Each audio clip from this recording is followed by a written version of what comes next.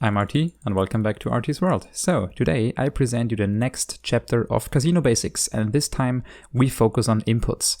So you, for example, want to design your casino by your own, or you just built one that I designed, and if you want, for example, a selection of casino machines that you can pair with those inputs behind me, there is a video playlist linked in the infocard section on the right top of your screen where you can click it, and that brings you to a playlist where we have different videos for you. And yeah, you could choose of any of those and implement those inputs. So, but next up, I want to present you different inputs. So we start from very simple ones over like basic ones I use very often to rather complex ones that are also pretty big, but I will cover all of them. I will explain the differences between them and the advantages of each of those input systems. So today we just want to focus on how can you start a casino machine. So you build your casino, for example, in your single player or multiplayer world. It doesn't also matter if it's in Bedrock, Java, or Education Edition. So we can have, of course, a button. That's one of the most simple inputs that there is. We can also have the skulk sensor, which is a rather new one, added in 1.19.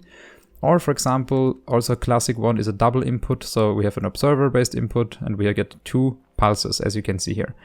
Those are the basically standard inputs. We can also have levers and what so on, but I will skip those and focus just on practical ones that you can implement also on multiplayer servers, where you don't have access to buttons, or sometimes you cannot click buttons or open chests or access hoppers. So there is a pulse-based input. So that's the most simple one. I use them a lot in my builds. So we have here a standard item filter, and I want to say that every one of those hoppers is completely configured the same. If we have a hopper here, it is configured like that. So just to make sure that we're on the same page, every hopper here is configured the same. We have a basic item filter. So if I say there's an item filter in, it just looks like that. 18 stackable items that are renamed, 3 of them here, and 1 currency item, or the item we want to put in to a machine to start it in the first slot. Then we have here, of course, our profits chest with all the diamonds that we make, and we have here this filter redstone. And if we place in here a diamond, we can see we have here a pulse, and that's why I call it the hopper pulse, the hopper pulse based input.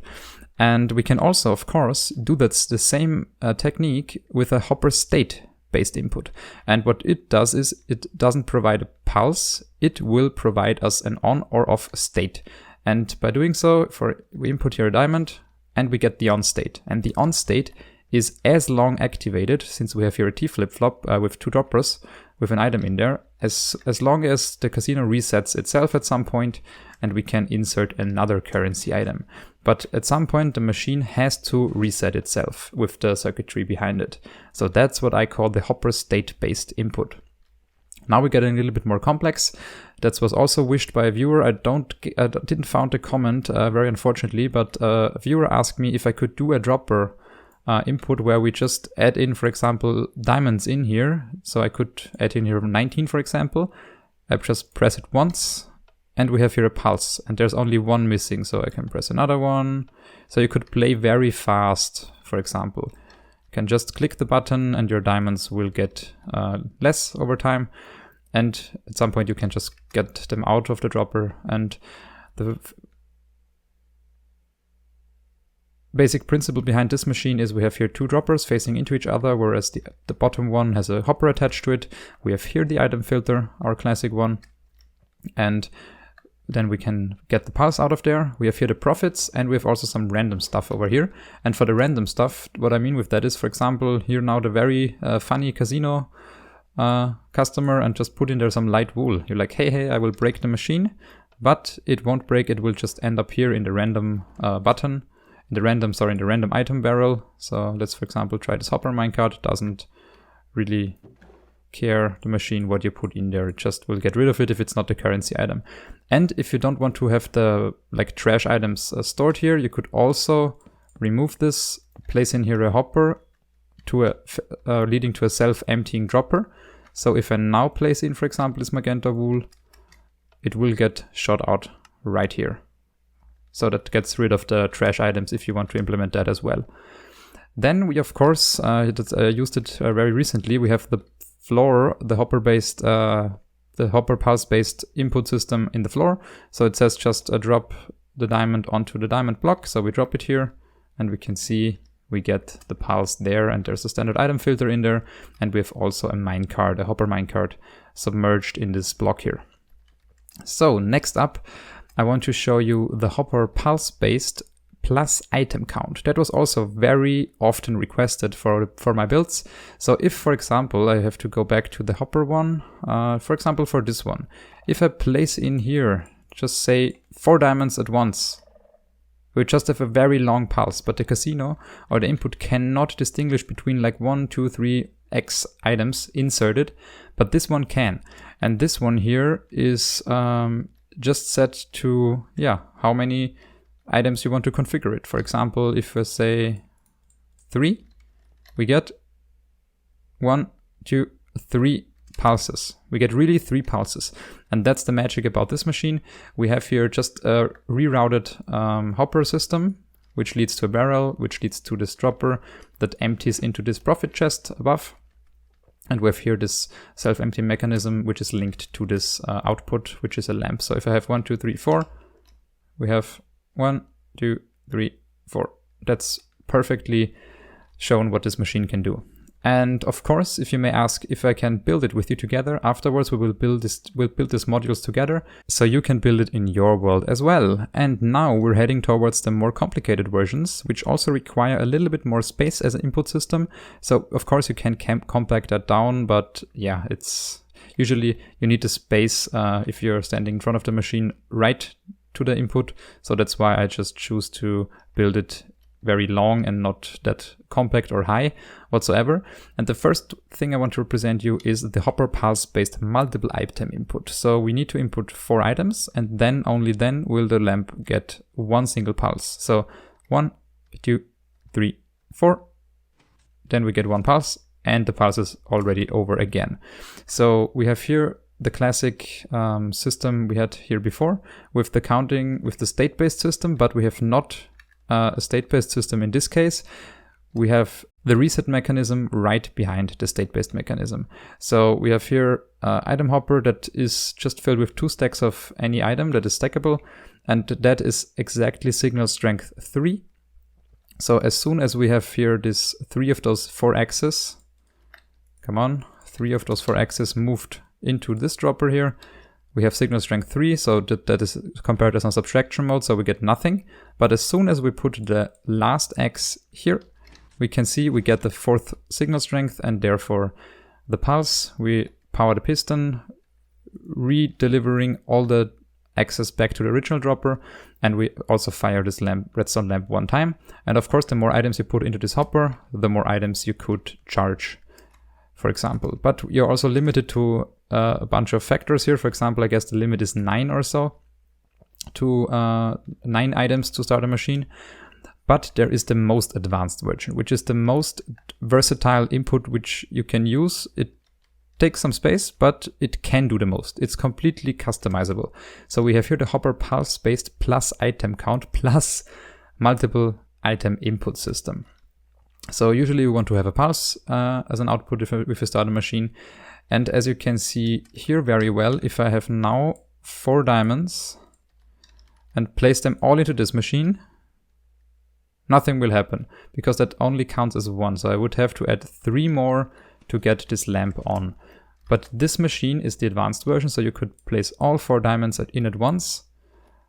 And after some more time, since there's a counting mechanism involved, we will get the pulse out of there. You could configure that to be a state-based mechanism as well, to add just a T flip-flop here. That's a general rule for all of these inputs. If you want to have them state-based, just add a T flip-flop, then they're state-based. That's how you do it to make a redstone pulse to on-off state. So that's combining the item counting system with this profit chest on top of that self-emptying dropper. And then we have it combined with the dropper system with the wooden axis. And we have here again the hopper that reads the contents of this hopper, the converter that reads the contents of this hopper, therefore modifying the signal strength here. And then it resets at some point, delivering the pulse. So that's all the inputs that you could ever need in my casino machines, and they're all compatible with all my machines. So usually you could have any of those pulse-based machines in my casinos, and at some point you maybe need the state-based one, which is resettable, which needs a different reset circuit. Usually I have them colored in magenta in my builds. So, and with that explained, I will now go into the block-by-block tutorial of all of those machines. Welcome to the block-by-block tutorial. And first of all, I want to configure one of those modules since we have the same module for each input. And so you know how to do it. So first of all, we want to have here this contraption built up. So 2 hoppers facing sideways, one into the profit chest, and then at the same level a comparator, 2 pieces of redstone downwards on blocks, repeater, and a redstone torch beneath the second hopper. And in the top hopper, we need to do 18 items right here, then 3 there. They're secretly named. 1 input, 1 item, second item, and 1 should be stuck down there. And the third one should then go over to your profit chest. So all the hoppers are configured exactly the same. So as soon as you see them, you know how they're configured. And now we just have to add here an output, for example, with the repeater and lamp. And we can already see how this system is performing. We have here the pulse-based first input, which is called the hopper pulse-based input. The second one is the hopper state-based one. And for the state-based one, we need to get some droppers and some blocks right here. We place them like this. Then we're gonna have here the output with a torch, another torch. And usually for the state-based systems, you also wanna have a sticky piston in front with, for example, a diamond block, so people know what to insert. And here in magenta, we usually run a reset circuit that looks like this. And we should have here a non-stackable item, for example, a wooden X. And as soon as we insert here a diamond,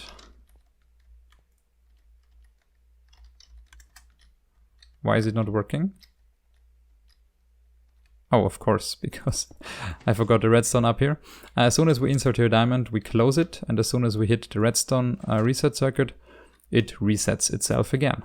Next, I want to show you the dropper pulse-based one. And so we need a blank space here and 2 hoppers, 2 droppers facing into each other like this.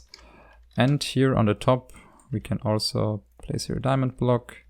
Here we want to have the input system, and then we just want to have here our profits. That's not our profit, that will be our barrel, where we have the items that are non-fitting or not the currency. And then we're gonna need here a composter on top. After we place the composter, we need to dig here right directly beneath this barrel. What is it? 5x2 and 3 deep hole. And here we're gonna add ourselves some hoppers. Let's do that first. So we have 2 hoppers, just place them in any configuration now, it doesn't matter. We have to first put in here our filter system with a comparator and a redstone torch right here. Then we remove the hoppers and place them 1 sideways against this comparator and 1 sideways against this barrel where all our profits will come in. And here we just configure it as we know it, 18 there and some more items there, and they should also empty until 1 is left and the rest will be in this barrel here. Perfect. So now we can just add in here a diamond. And as we can see, okay, we can't see it since I didn't place here a redstone lamp. Let's do it. So let's go diamond in there, and as you can see, the lamp lights. As previously shown, we can also add a self-emptying dropper in this mechanism by just adding here a hopper line, comparator, 2 pieces of repeaters, and then some redstone. And as soon as we place in here any item, it will self-empty as soon as we have here, very sorry for that, a block. So now it will self-empty. If we place in here 15 diamonds, it will do that until all 15 diamonds will be empty. Perfect.